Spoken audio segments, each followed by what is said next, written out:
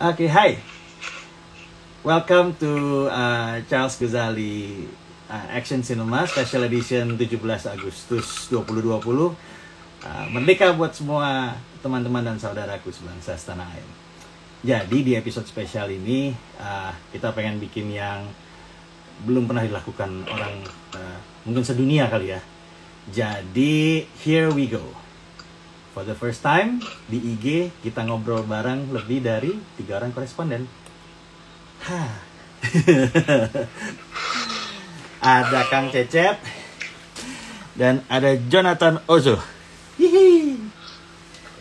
Salam merdeka.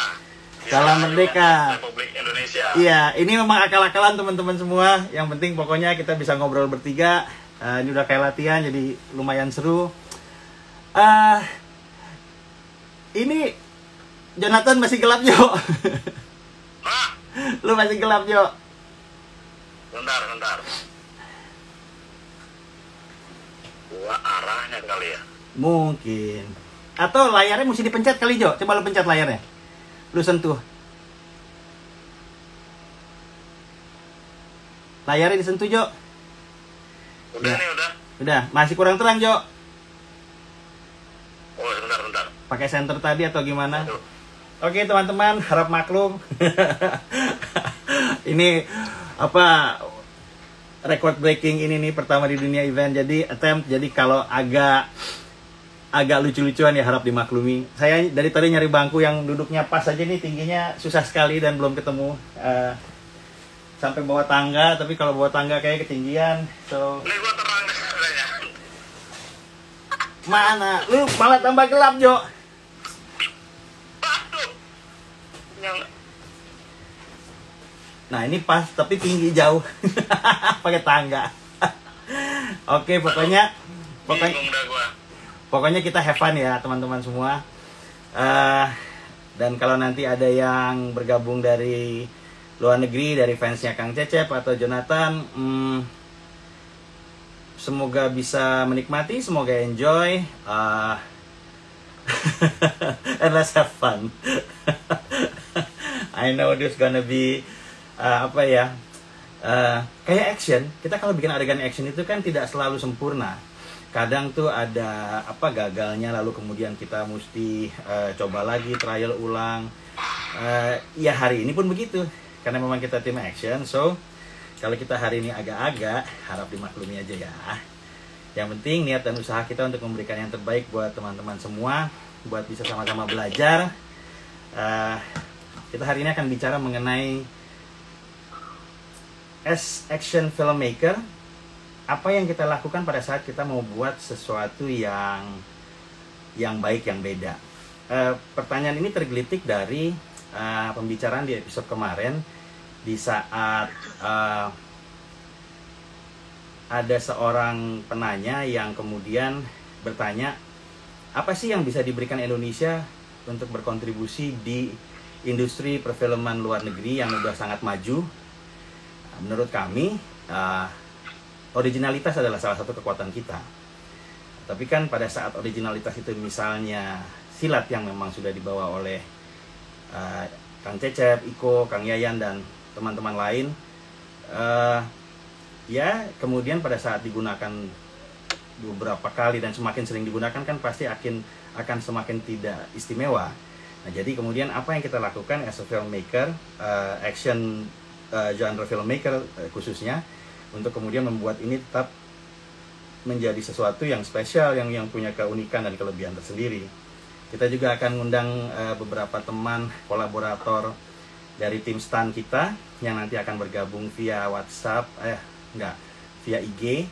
Dan teman-teman yang ada sekarang yang mengikuti ini sampai jam 5 boleh mengajukan pertanyaan, dan pertanyaan yang menarik dan bagus nanti akan dibantu disaring oleh teman-teman di JCC Action Team, karena tangan saya suka agak nggak nyampe karena terlalu jauh, susah nge-scrollnya. So akan dibantu dan nanti bisa dibacakan pertanyaannya dan akan dijawab oleh salah satu dari kita bertiga.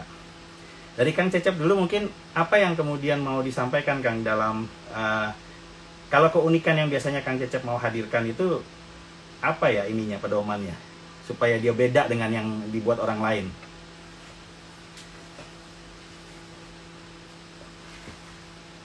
Saya kira kalau tentang keunikan pencak silat dari yang lain, memang banyak sebenarnya kemiripan. Kadang-kadang kan orang banyak yang bilang, oh katanya bela diri ini mirip sekali dengan silat, atau silat mirip sekali dengan bela diri ini, atau misalnya silat Sumatera mirip dengan silat ini atau dengan bela diri ini.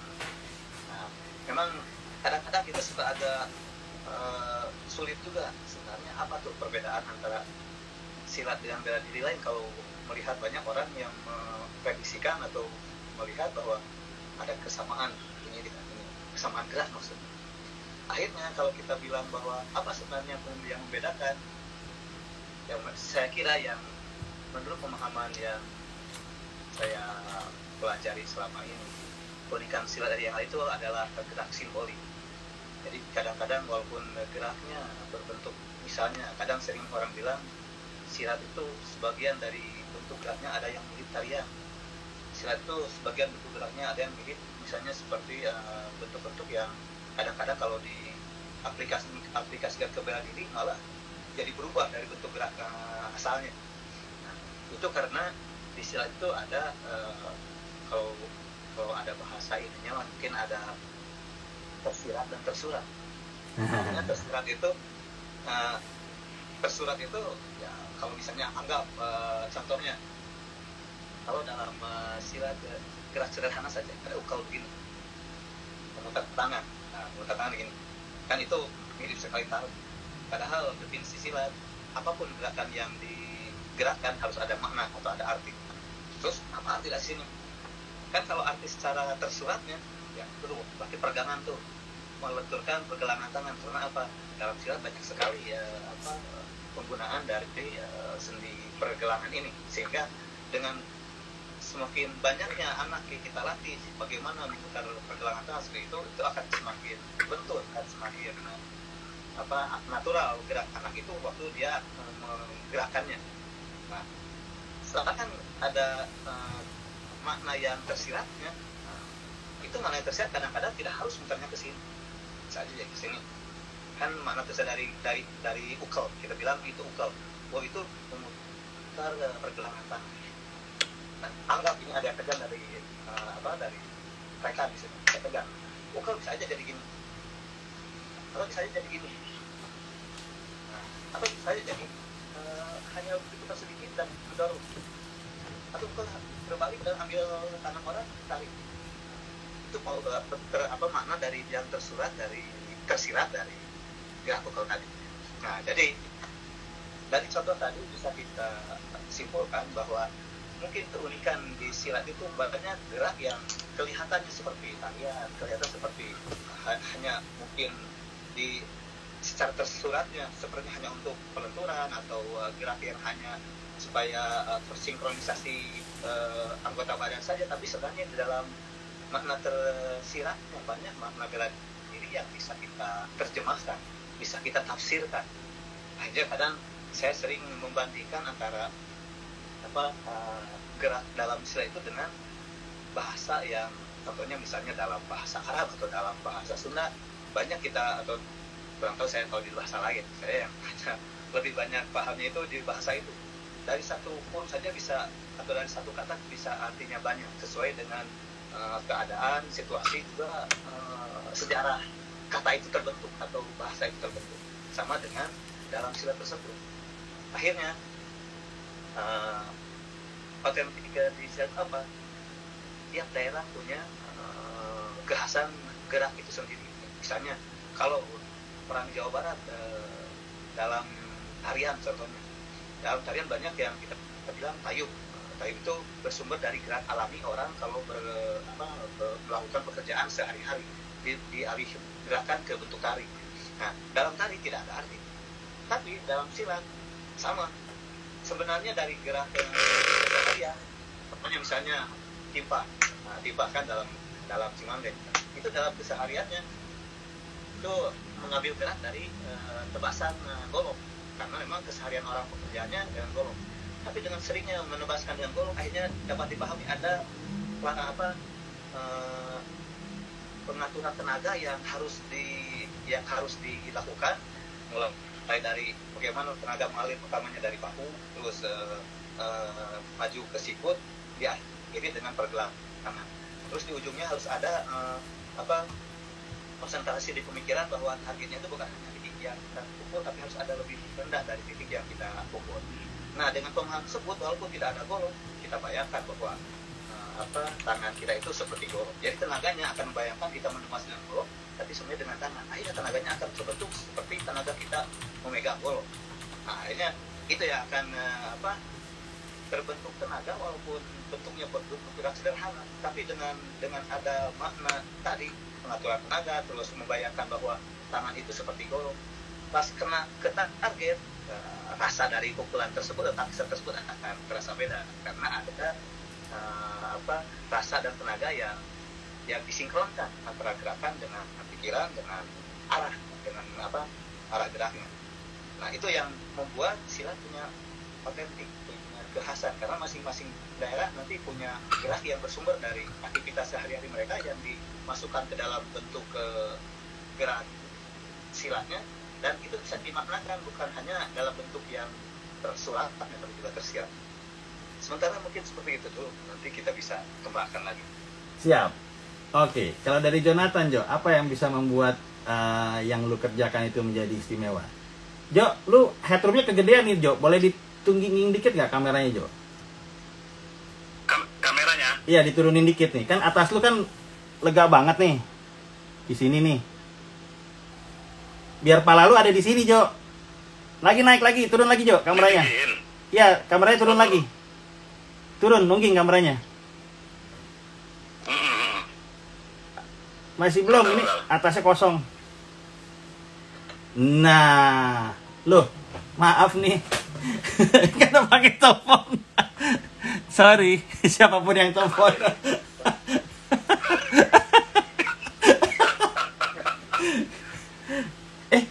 Kok malah masuk ke situ? Lu mana, Jo? Ah, itu. Kok gambar lu hilang, Jo? Hilang lagi gambar. Aduh.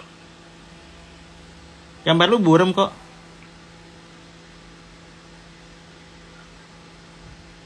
Nih, nampaknya ada sabotase ke Jonathan.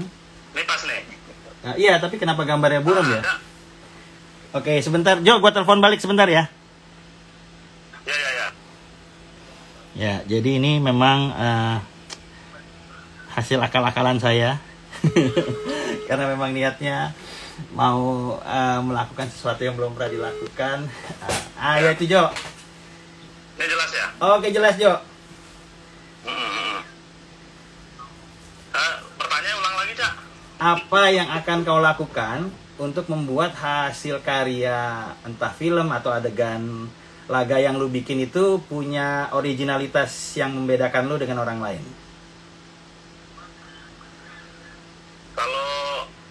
Kalau gue tuh Jo, lu diri, Jo. Diri. Lagi, Jo. Nah, ini kepala jadi kelihatan nih. Maju. Nah, ya oke, segini kepalanya nih. Iya, gitu, Jo. Sip. Oke, Jo. Aduh, mantep nih. Kalau gua gini ya, maksudnya ketika bikin sesuatu, gua akan lihat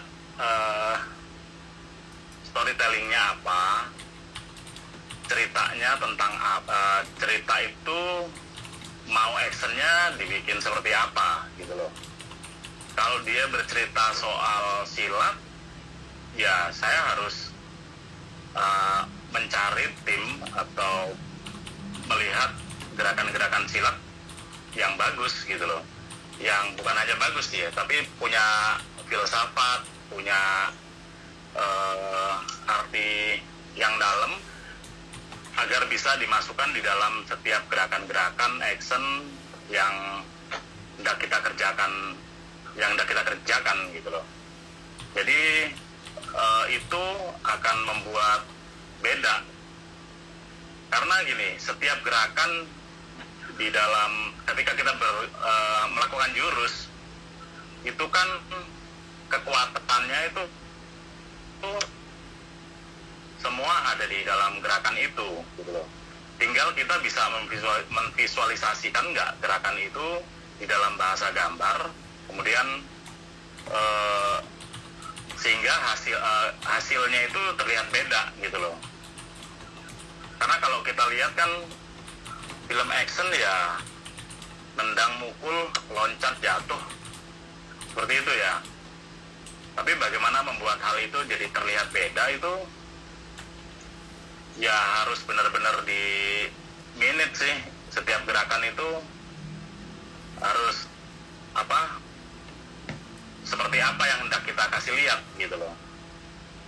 Ya seperti yang Kang Cep tadi bilang, sebuah kalau tangan kita itu bergerak seperti golok, ya kita harus melihat bahwa gerakan atau kekuatan itu harus bisa menyalurkan seperti golok yang tajam seperti itu gitu loh. Kalau nggak salah seperti itu. Sehingga kita ngelihatnya ada gerak bukan hanya cepat, bukan hanya gerakan fighting yang udah diatur, tapi benar-benar itu adalah gerakan yang terlihat seperti punya roh gitu loh di dalam gerakan-gerakan itu. Itu sih, Cak. Oke, berarti kalau gua simpulkan, Kang Cecep itu kan ngelihat dari jurusnya sendiri dan kemudian makna yang ada di balik masing-masing jurus.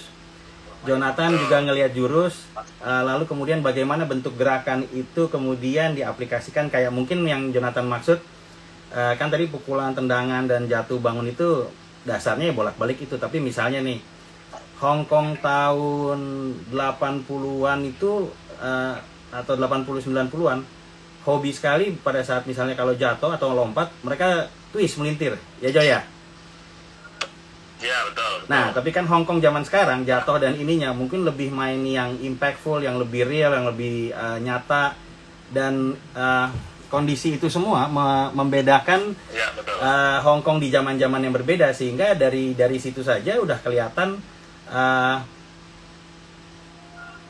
identitas dari zaman walaupun sama-sama di industri perfilman Hong Kong. Nah, kalau dari gua sendiri, karena mungkin gue basicnya lebih ke action director, buat gue cerita itu salah satu yang memang paling penting. Dan pada saat memang kita bicara cerita, jadi yang kemudian hadir itu adalah karakter. Siapa yang berkelahi, untuk apa dia berkelahi, seperti apa karakternya, pembawaannya. Karena jurus yang sama dimainkan orang yang berbeda, apalagi bedanya beda ini laki-laki dan perempuan, orang tua dan anak-anak, itu akan mempunyai perbedaan bentuk dan ritme gerakan tersendiri.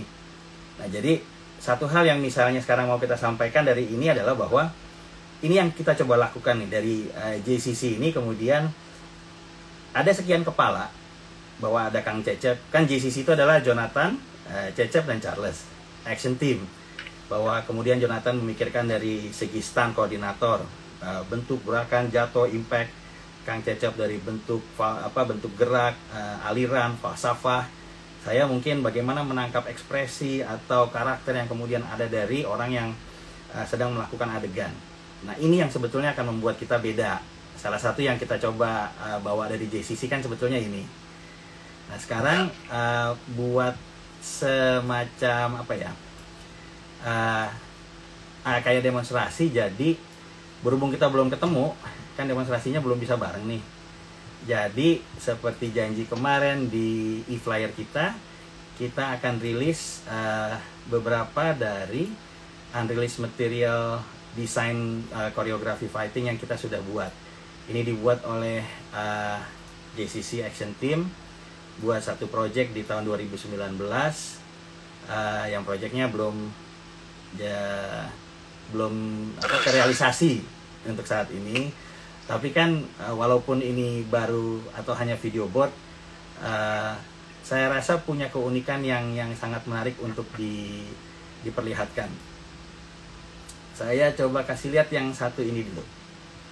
Ini fight pada saat itu kita bikin,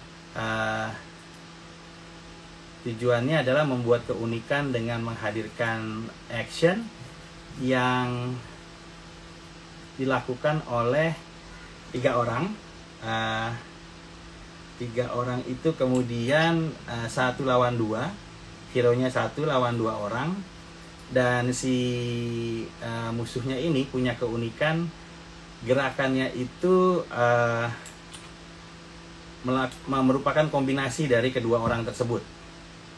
Jadi pada saat dia bergerak, gerakan dan permainan senjatanya itu saling menggabungkan satu sama lain. Di pasangan gitu ya. Iya, kayak pasangan begitu. Kayak kalau film silat zaman dulu mah, bagi yang usianya kira-kira seperti kita sepantaran, ya Yoko sama Xiaolong Li lah punya jurus pedang pasangan cinta itu gitu. Tapi ini bukan pasangan cinta sih. Oke. Saya balik dulu ininya. Ini balik layar di mana nih, bingung juga nih. Pokoknya hari ini lebih kurang teman-teman harap maklum ya. Masih bisa lihat. Ini. Masih bisa lihat. Ini.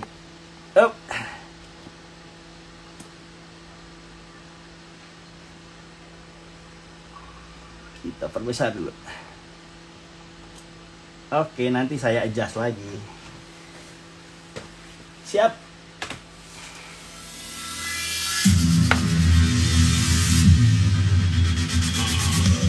Masih belum pas gambarnya.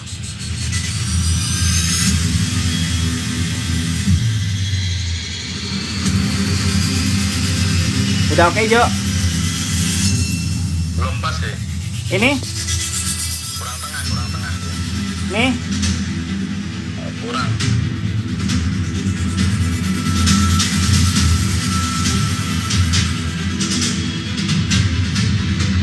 Ya, aman.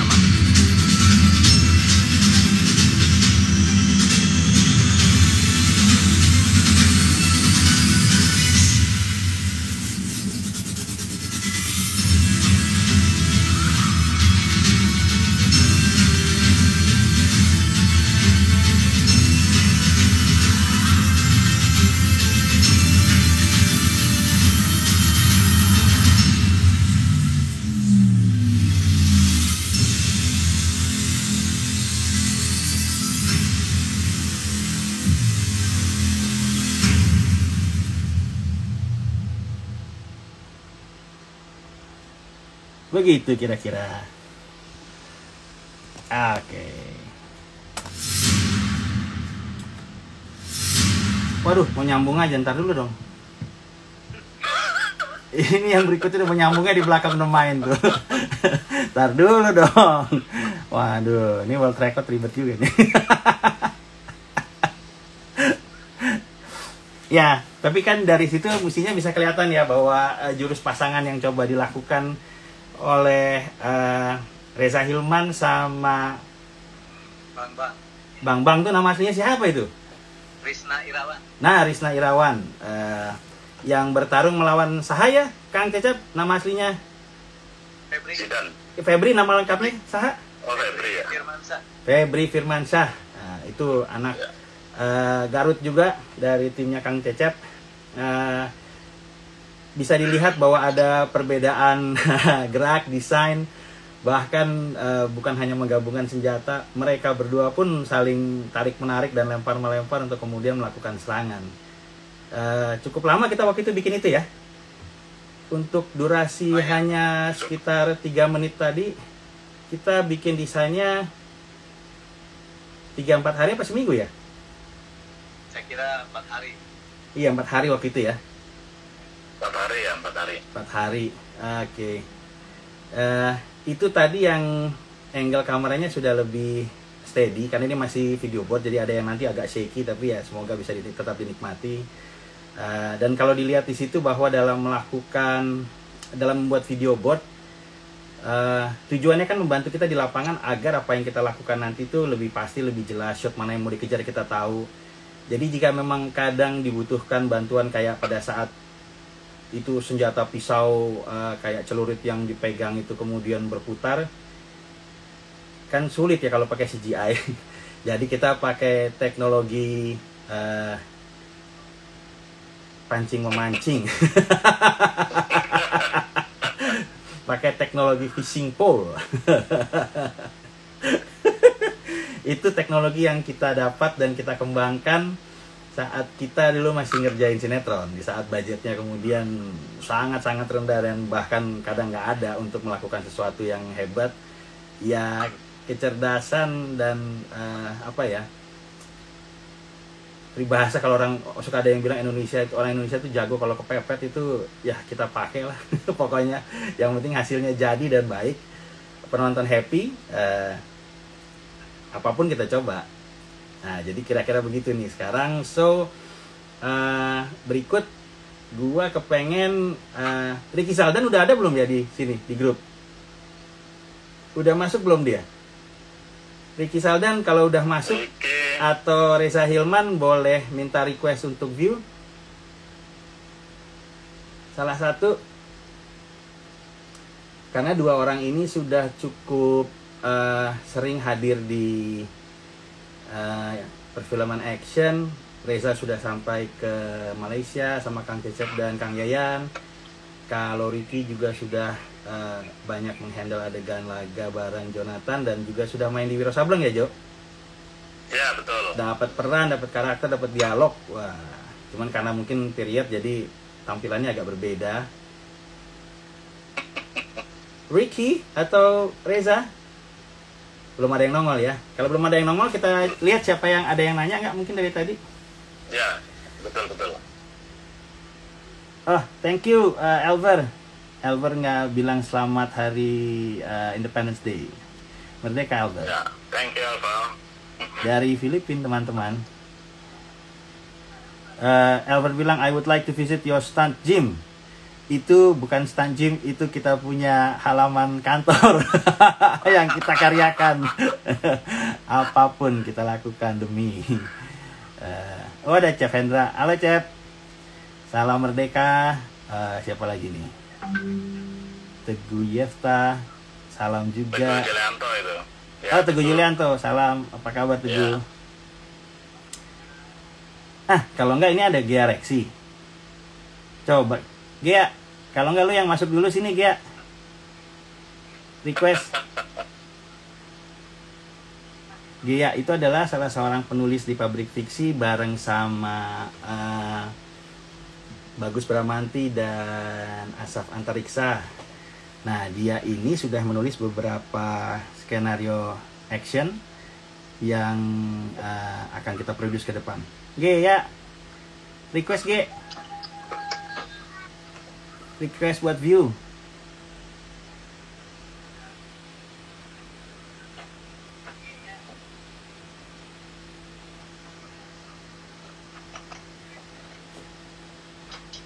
Natasha, halo, apa kabar?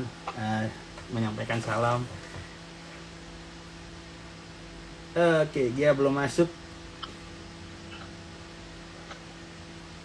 Daniel Dokter mau nanya nggak Daniel Dokter? Ini dia request. Oke. Set. Sementara Jonathan punten sakedap ya. Ya. Diganti sama Gia. Ntar pas jawab saya naikin kameranya. Halo. Nah, halo Gia. Gue nggak suaranya? Kedengeran? Ini halo Kang Cecep, halo Bang Jo. Ya. Selamat sore ya. Selamat sore juga semua. Selamat Hari Raya Kemerdekaan kita ya. Betul, Merdeka. Merdeka. Oke. Gimana? Halo. Untuk menulis sebuah skenario film laga, apa yang membedakan itu dengan skenario film drama yang lain atau yang biasa? Apa bedanya nulis laga dengan nulis drama? Pastinya teknik dramatik laga itu mungkin lebih to the point ya daripada drama ya, atau justru kalau aku merefleksikan dari naskah-naskah yang udah kita tulis tuh teknik menulis laga tuh pacingnya tuh kayak lebih cepat gitu untuk nulis drama. Dan ada beberapa hal yang aku waktu nulis laga bareng Mas Arlas tuh titik kerjasama dengan director tuh lebih banyak gitu. Kayak misalnya ada adegan fight seperti ini, ada adegan fight seperti ini. Aku merasa bahwa Mas Arlas tuh lebih tahu, lebih paham untuk merangkai action, maka kolaborasi kita lebih dalam. Kecuali kalau drama itu masih bisa diolah sendiri atau segala macam. Tapi kalau action tuh menurutku lebih banyak titik kolaborasinya sih dengan director, karena koreografi dan segala macam itu kan juga menuntut tingkat emosi yang bisa diraih penonton dengan cukup baik gitu sih. Oke. Nah, kalau misalnya kembali ke pertanyaan minggu lalu kan gue sama Robert Roni itu ngobrol, dan Roni bilang bahwa di Indonesia, karena memang action itu belum banyak dan belum menjadi tuan rumah di negaranya sendiri, dia bilang untuk saat ini yang dia rasa lebih tepat adalah bikin project-project drama action. Jadi tetap masih jualan drama.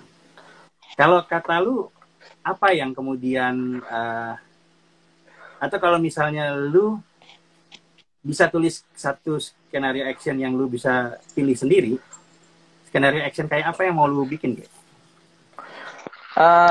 Dan Ini mungkin apa? refleksi ke ini mungkin refleksinya ke beberapa film action yang paling aku favoritin sih. Kalau ditanya film action apa, pasti aku jawabnya Drive sama Sweet Bitter Life, filmnya Kim Jae Won sama filmnya Nicholas Winding Refn. Kenapa kok suka sama film mereka berdua itu? Karena dalam sisi storytelling itu pasti kita ngelihat ke karakter ya. Ketika ngelihat karakter di dua film itu, si Ryan Gosling sama si Lee Hyun Bin di dua film itu, mereka itu merefleksikan dua hal yang berbeda atau dua hal yang bertentangan gitu. Kalau di A Better Sweet Life kan kita melihat dua-duanya itu, kalau di dua film itu mereka berdua-dua itu ada di dalam dua plot tuh, plot action sama plot romance. Dan ketika diharapkan pada dua hal itu, mereka sangat berbeda. Ketika masuk action, mereka seperti pedang Excalibur atau senjata yang kuat, tapi begitu masuk romance, mereka seperti kaca yang mau pecah. Mereka seperti rapuh banget gitu. Jadi ada kontradiksi tuh. Ada kontradiksi karakter ketika mereka dihadapkan pada action, tapi di sisi lain mereka juga rapuh gitu lah. Kalau misalnya suruh tanya bikin film seperti apa, ya seperti itu gitu. Karakter yang seperti itu tuh yang nggak salah amat ya, karena itu kan genrenya memang drama action ya. Iya, nggak salah amat. Justru itu juga membuat kita lebih invest. Kenapa penonton lebih invest ke dalam ceritanya kan? Karena mereka rutin ke karakter. Bahkan kalau yang kayak John Wick yang bener-bener sadis kayak gitu, drama masih ada. Kalau orang Barat itu kan melihat anjing gitu kan kayak keluarga mereka gitu. Ketika anjing yang udah hidup sama mereka itu mati, ya rasanya juga sedih gitu. Kalau mungkin kita nggak relate ya ke John Wick ya, maksudnya kok anjing dibunuh kok segitunya gitu. Cuma kalau kita pakai perspektif orang-orang Western itu bisa lebih sakit sih gitu. Oke. Jadi dia mungkin bahwa kalau dari omongan dia tadi, jadi berarti malah mungkin penggunaan anjing di dalam John Wick pertama itu terutama bisa jadi merupakan usaha mereka untuk menghadirkan kayak sosok keluarga yang dibunuh, tapi tanpa terlalu sadis karena ini bukan anak atau istri. Justru malah cerdas kalau begitu ya. Iya, tapi anjingnya di John Wick itu kan dia merefleksikan istrinya kan. Itu anjing pemberian istrinya kan gitu kan. Betul. Cuma kan secara sosok dia bukan human. Iya. Jadi bahwa kalaupun dibantai, sesadis-sadisnya dibantai masih beda dengan manusia yang dibantai kan. Iya, tapi ada loh mas, temanku yang waktu aku lihat di Edinburgh tuh ada, dia kehilangan anjing dan dia stres. Dia udah 27 tahun sama anjingnya meninggal, dia bisa stres 2 minggu, 3 minggu gitu bilang ya. Karena emang sedekat itu sama binatang peliharaan mereka gitu sih. Oke. Kalau berbagi sedikit nih, karena habis ini kan sebetulnya yang mau dilakukan JCC dan kita lagi mau mendorong agar Kodrat itu kemudian memang diproduksi, salah satu produksi kita yang terbaru. Ya tentu dengan melihat ini ya, apa jatuh Kang Cecep dan Kang Jonathan juga ke depan. Tapi keunikan dari Kodrat itu ada di mana kalau secara storytelling? Apa yang bisa membuat dia menarik penonton Indonesia ke bioskop? Karena ini bukan genre yang Oke. Jadi kalau dari kemarin itu gue sama Daniel suka ngasih snippet teaser kecil, sekarang lebih kita perjelas. Kodrat itu adalah sebuah film horor yang basisnya religi ya, Ge. Tapi sebetulnya jualan yang mau kita dorong paling utama di tengah berbagai macam unsur horor dan religinya justru adalah hubungan drama antara bapak dan anak. Nah ini kan bukan satu genre yang lazim. Jadi kalau kata lu, apa yang bisa membuat penonton datang ke bioskop dari Kodrat? Waktu nulis Kodrat itu tuh aku sih merasa ketika Sama Mas nonton Asaf film waktu itu horor nulisnya ya, di supervisi sama Bagus ya. ya sama Asaf dan di supervisi Mas Bagus. Ya. Waktu kita nulis Kodrat itu tuh ketakutan yang ingin kita hadirkan kepada penonton tuh nggak cuma ketakutan adegan jereng-jereng gitu, tapi kita pengen penonton tuh takut kalau karakternya itu mengalami sebuah musibah atau sakit atau apa kayak gitu lah, supaya penonton tuh takut karakternya itu jadi seperti itu, maka kita harus menebalkan simpati penonton terhadap karakternya, yaitu emosi penonton terhadap karakternya seperti apa. Nah, yang membedakan Kodrat dengan film horor lain tuh mungkin kita benar-benar menajamkan sisi humanis dari seorang ayah di sana, bagaimana dia bisa kehilangan keluarganya dan segala macam, tapi di satu titik juga kita juga ingin mempertebal horornya itu di situ gitu. Jadi ada kombinasi antara drama dan horor di situ gitu. Dan Kodrat itu menurutku akan sangat spesial karena itu homage, secara personality itu homage-ku terhadap banyak film horor. Kalau misalnya itu film itu tayang, kita bisa melihatkan ada banyak sekali film horor yang aku masukkan di sana. Mulai dari Omen, mulai dari dua-duanya. Ada The Omen, ada Exorcist, ada The Last Exorcism, banyak banget lah di situ lah unsur-unsur homage-ku sama film horor yang aku suka lah. Oke. Dan mungkin ketika dikombinasikan tuh benar-benar heboh banget sih bisa, insya Allah. Berarti... Dan jangan lupa kita juga, dan spesialnya Kodrat tuh kita juga ke tempat itu loh, ke tempat apa namanya, ke tempat ruqyah loh. Oh iya. Nah, itu kan benar-benar serem banget kan? Iya. Jadi Gea itu sama Asaf kemudian mencari bahan referensi dengan membeli sebuah buku yang tebalnya, wah tebal banget ya pokoknya, kayak buku kamus di susun 4, dan datang langsung, berkomunikasi langsung, sampai kita juga belakangan ikut, saya juga ikut ke Rumah Ruqyah Indonesia ya. Iya. Lihat bagaimana proses, latar belakang, apa yang menjadi dasar, tujuannya apa, dan banyak hal yang kadang-kadang kita nggak tahu. Kayak misalnya orang itu kalau mau merasa ada yang nggak beres dengan dirinya terus mau minta dibantu dengan ruqyah, itu nggak bisa datang sendiri, harus ada orang lain yang kemudian mengantar dia. Permintaan pribadi itu ternyata tidak diizinkan karena mungkin ada kekhawatiran ini ya, gangguan pada saat terjadi di orangnya, maksud dan tujuannya kemudian sejalan apa tidak. Itu hal-hal yang menarik yang kita baru tahu pada saat kita ke sana. Oke. Sekian dulu untuk pembahasan mengenai tulisan. Menarik sekali, Gea. Terima kasih buat yang singkat dan padat, menyenangkan, dan nanti dapat hadiah ini. bonekanya dibeli belum, bonekanya? Dapat hadiah ini. Bonekanya belum beli. Soalnya ada yang 2 ukuran, jadi gue udah bingung mau beli yang mana. Dia itu senang sekali dengan Baby Yoda, saudara-saudara. Iya, itu cute banget lah. Oke lah, thank you ya. Thank you, Ge. Live dulu ya, gantian ya. Sampai ketemu besok ya. Sampai ketemu tuh, Kang Cecep sama Jonathan tuh. Thank you, Ge. Thank you. Oke. Saya punya meja khusus sehingga bisa naik turun. Ini gambarnya. Oke. Reza sama Ricky sudah ada tuh. Iya, nah saya juga lihat karena Reza sama Ricky sudah gabung. Jadi tadi kan ada Reza. Sekarang kita kasih lihat yang ada Ricky lah ya. Biar abis ini kalau ngebahas itu jadi lebih sah. Ricky itu ada di itu kan ya, Pragalba 2 ya? Pragalba ya. Oke. Maaf nih Ki, bukannya gua lupa sama lu sih Ki. Cuman proyeknya sudah cukup lewat waktu, jadi agak inilah kena faktor U. Oke. Saya sudah pindahkan. Kita balik layarnya. Sambil saya pindah colokan HP-nya. Ini 3 HP jalan bareng lumayan nih, berebutan charger. Pokoknya seru banget hari ini.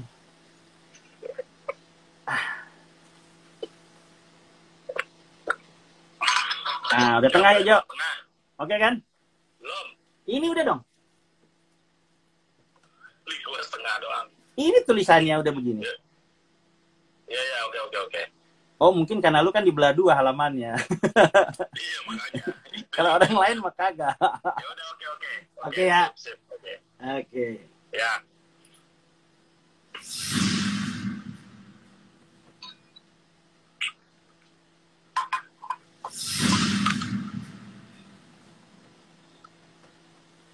Kalau lagi action ganteng ya anak-anak ya.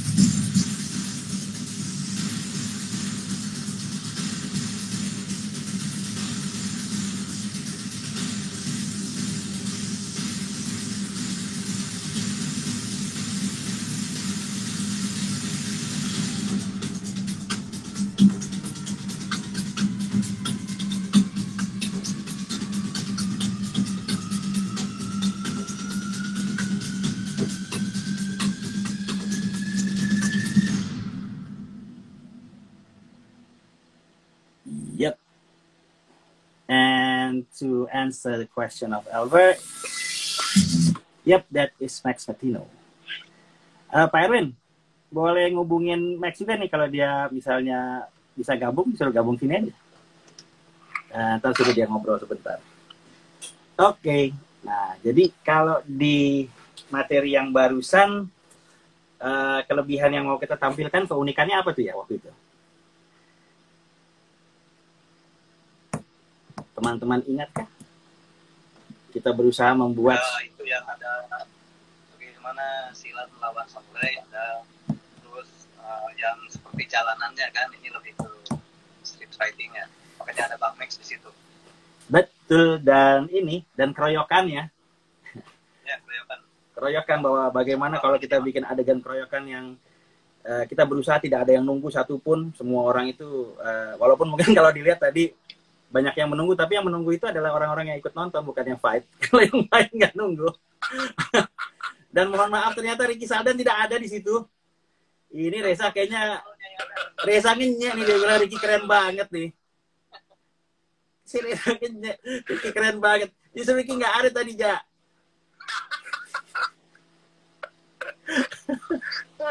Gua lupa. Gue lupa sih Ricky gak ada. Aduh kacau dah. Oke. Berarti tadi siapa yang masuk duluan tuh? Ricky apa Reza dulu tuh? Salah satu deh. Mari sini. Request buat masuk. Ada sekitar 10 menit nih. Sebelum masuk ke part 2-nya. Ricky Saldan bilang pas video bot gue nggak ikutan. Lu kemana nggak ikutan? Kabur.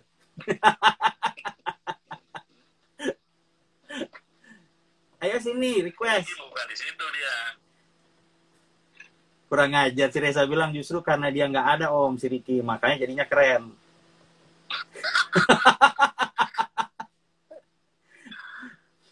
Ya ginilah rasanya di movie mereka pada berantem tuh berdua. Iya ya, hadap-hadapan ya. Yo keren. Iya. Ayo sini, minta request masuk. Kenapa ini hilang? Kang Cecep? Kalau aku sih masih ada tuh. Iya. Reza, berarti lu tadi ngelihat yang punya lu nggak, Res? Lu nggak ngelihat punya lu ya, Res? Mau gue puterin lagi, Res, sekali, Res. Iya, sama Bambang tadi itu. Mau diputerin lagi sekali, Res? Oke. Kita putar sekali lagi.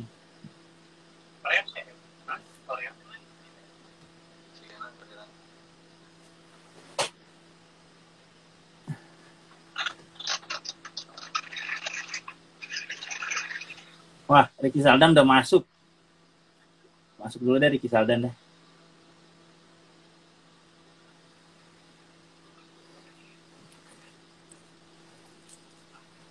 Waduh. Halo. Mantep banget kumisnya. Kumis. Apa kabar? Apa kabar, Cak? Aduh, Sehat, Ki? Kok nggak ada suaranya, Ki? Kang Cecep. Hah? Masa sih? Kagak kedengeran, nggak bunyi, Ki? Oh, enggak. Masih mute itu mute. Di mute nggak, Ki? Oke. Hah? Ada dari lu, Cak. Kedengeran nggak? Ah, kagak. Masa dari gua? Coba tunggu. Enggak nih, suaranya Pol. Ki, suara lu mana, Ki? Hah? Masuk? Nggak ada nih. Oh, lu pakai headset ya? Oh iya. Ada Ya, kalau di device itunya, Nah, coba ngomong lagi. Mas suara. Nah, baru kedengeran. Ah, oh berarti nggak usah pakai headset ya. Tuh, ketemu suhu dulu tuh. Ketemu suhu dulu tuh. Salam, salam, Kak Cecep. Salam, Om Jo.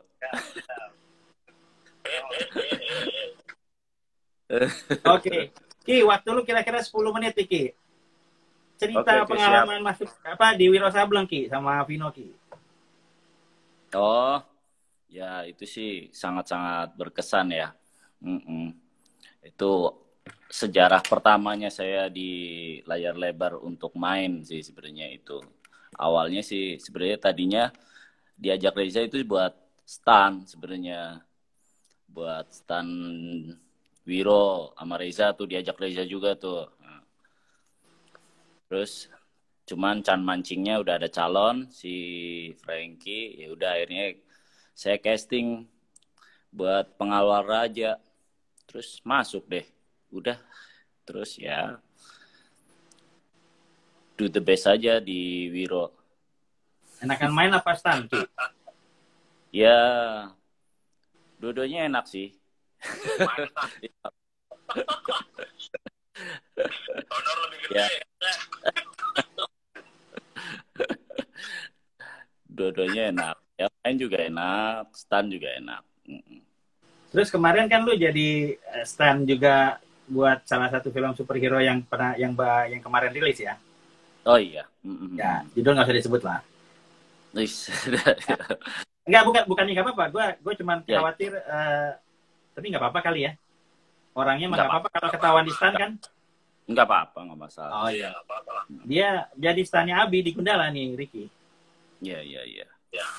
Jadi dia ternyata stand banyak jagoan Indonesia. Ada Wiro, ada Gundala. Luar biasa kan?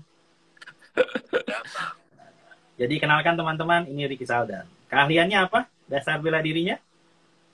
Dasar bela diri taekwondo sih, lebih ke yang ini taekwondo. Kaki ya? Iya. Itu ada si Hendra juga itu, Cak. Ada si Hendra, ada Ari pada ngumpul tuh, pada ngata-ngatain itu. Iya, Endra sih tadi udah gue sapa. Ari gue nggak lihat tuh Ari. Ya, ini rumah ngumpulnya inilah para fighter Indonesia, lucu-lucuan kalau di IG. Ya. Tapi gue jadi mau pamerin kaki lu mana itu kemarin? Jadi lu nggak ada ya? Nah itu makanya. Nanti di video terbaru Fight sama lu yang mana? cuman belum rilis ya Mas ya. Oh iya.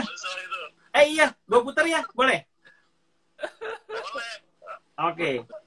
Kalau gitu demi Ricky Saldan, saya putarkan satu short movie action dari Jonathan Ojo and Team. Nih, sudah. Sakedap. Semoga cepet nih. Jadi ini dibikin saat pandemi ya? Iya. Iseng aja ya, lagi latihan sekalian ini. Berapa hari syuting? Berapa hari ya? Ada 5 kali kali. 5 kali. Ya selama latihan aja. Iya. Berapa hari?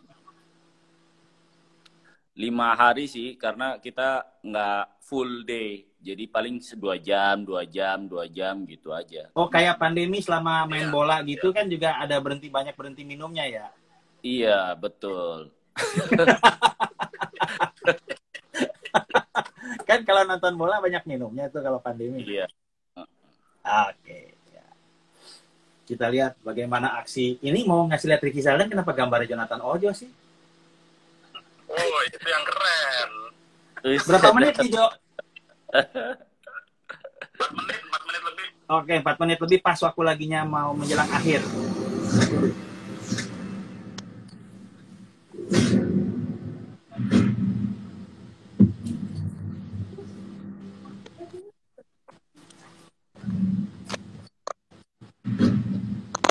Wih, Tukang beresin barang lo ya. klasik banget ya mukanya ya.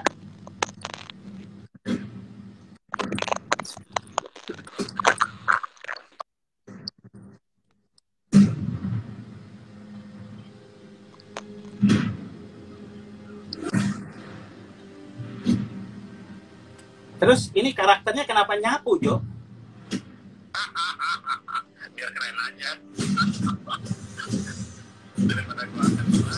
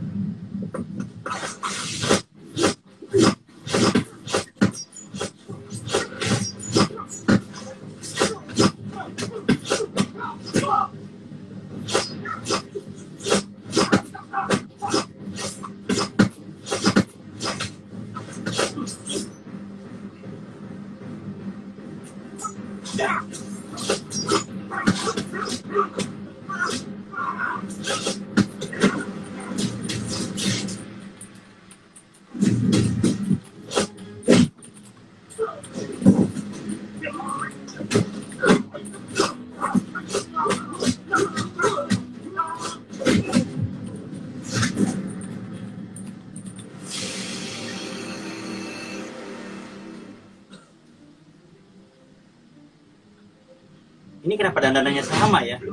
Yang asli sama yang digambar. Mukanya sama, men.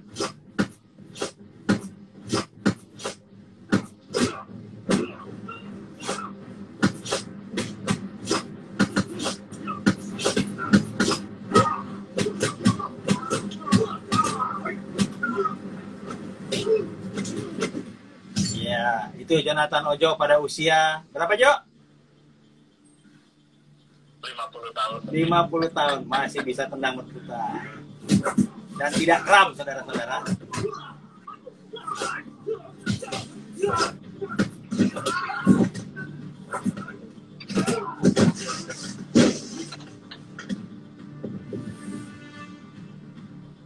Wih, pakai lens flare lagi, keren banget tuh kameranya.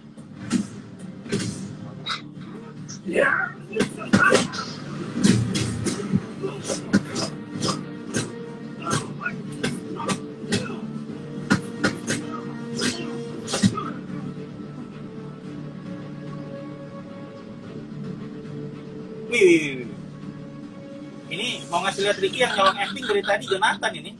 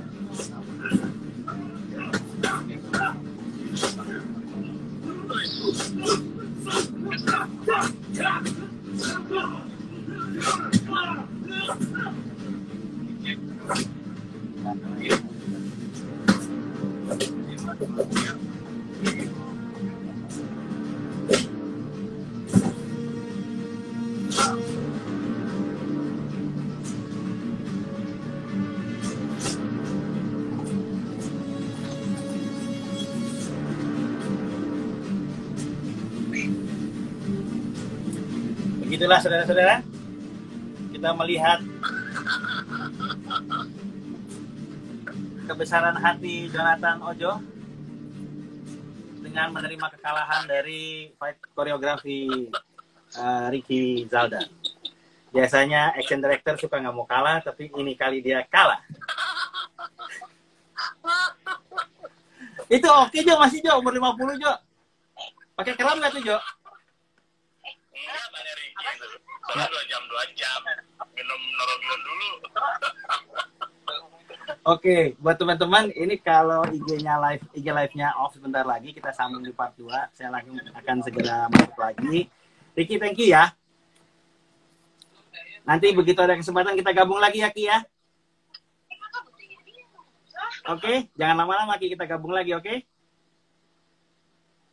Siap. Kita off dulu sebentar ya. Thank you Ki. Iya. Oke, siap. Kalau ini off, saya perlu waktu sebentar karena mesti mesti di save dulu supaya nggak hilang dari IG TV ya. Jadi sebentar lagi kita akan kembali lagi teman-teman. So see you soon. Jangan kemana-mana. Pakai kacamata dulu karena sudah usia. Segera kembali.